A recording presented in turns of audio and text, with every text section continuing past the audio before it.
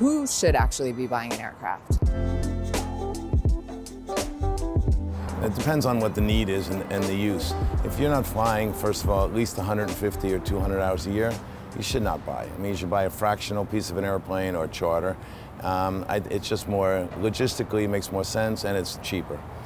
So when you really start using it more than 200 hours, then you should buy an airplane. And why would you consider buying pre-owned versus straight from the manufacturer? Well, the first reason is because you want instant gratification. You need something now. That's the most obvious reason, because when you want to go to the manufacturer today, it could be a 1, 2, or even 3-year wait for an airplane. The other thing is because airplanes depreciate. Okay, take COVID out, because that was where a freak anomaly in the market, but they're depreciating assets.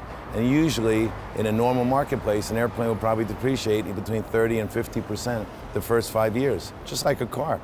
And there's nothing wrong with it. Your warranty goes away after 5 years, but there's a big difference in price.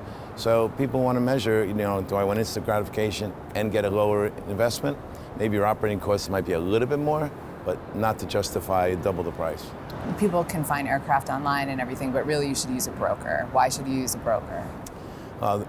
I sort of asked the question, why not use a broker? Obviously, the only reason you could think of is because nobody wants to pay a broker. But the fact of the matter is it's a minefield out there, and most people don't know the right questions to ask to buy an airplane. It's not like buying a car.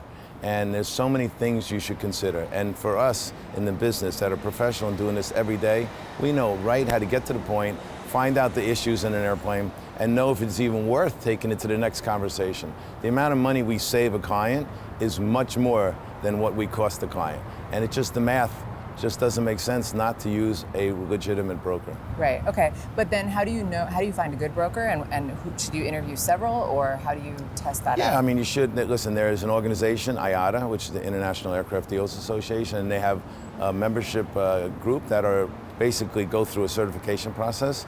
They're qualified. There are a lot of good brokers in that group, and that's the best way to start. When you do meet with a client, what are some of the questions that you're asking to get them going?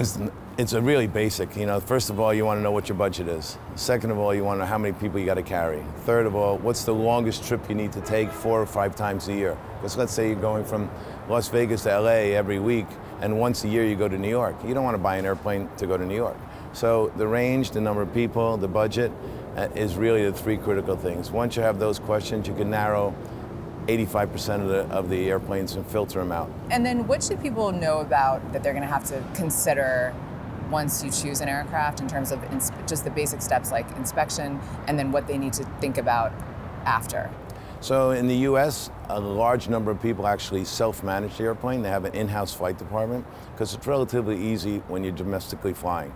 When you're doing it outside the United States, it's much more complicated. Every trip is international. You have different currencies, different languages, different rules and regulations.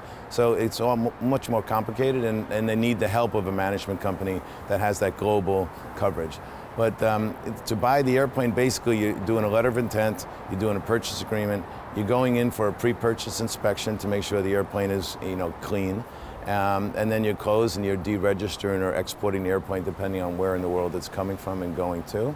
And then if you have a management company, you're bringing those people on board while you're buying the airplane, not after you buy the airplane, so they can assist reviewing the airplane and the inspection status, and also guiding you and getting used to the airplane so that as soon as it comes out of inspection and you close, you can immediately put into service. Okay, so do you recommend, if somebody's brand new, will you say you got to get a management company in here? Yeah, we recommend that you should, at least for the first couple of years, because the fact of the matter is, again, why wouldn't you use a management company? Because of the cost.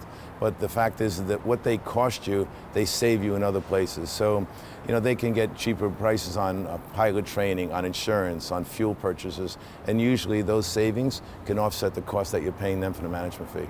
I remember when you started the jet business, and now we're looking, 12 years later, You look younger than ever. But I'm everywhere.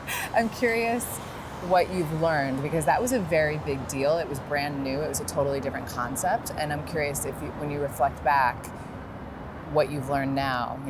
What you would do differently, or how you think it's changed the industry, because it probably has. I learned what people really want right off the bat.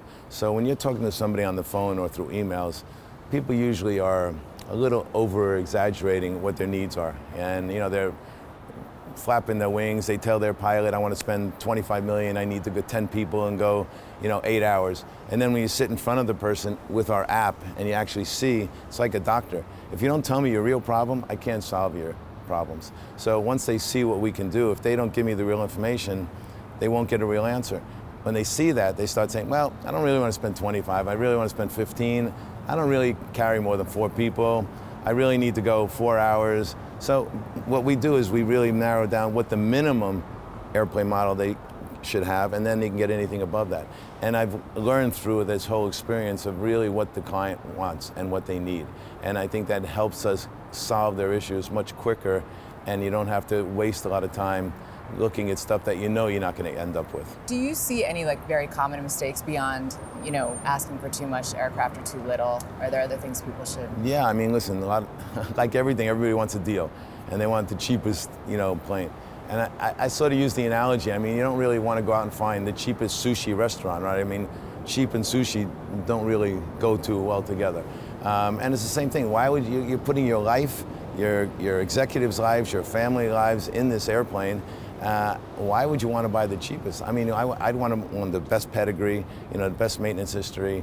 Cosmetically, you don't have to worry about that kind of stuff. You could change, but you can't change history. So that's the one thing I think people really should pay attention to.